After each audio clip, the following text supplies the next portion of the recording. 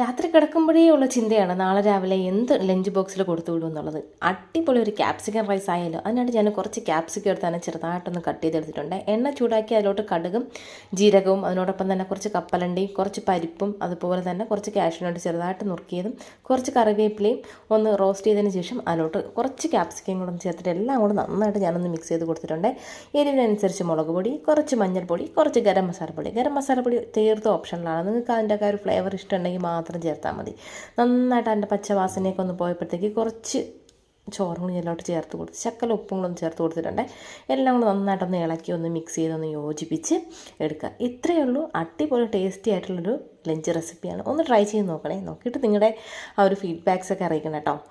അപ്പോൾ നിങ്ങൾക്ക് chicken ഫ്രൈയോ fish ഫ്രൈയോ എന്താണെന്ന് വെച്ചാൽ ഇതിനോടൊപ്പം സെർവ് ചെയ്യാം. അടിപൊളി രുചിയാണ്. തയ്യാറാക്കി നോക്കിയിട്ട് നിങ്ങളുടെ അഭിപ്രായം നേരത്തെ പറഞ്ഞ പോലെ പറയണം. അപ്പോൾ വീഡിയോ ഇഷ്ടമായാൽ സപ്പോർട്ട് ചെയ്യാനായിട്ട് മറക്കല്ലേ. ബൈ.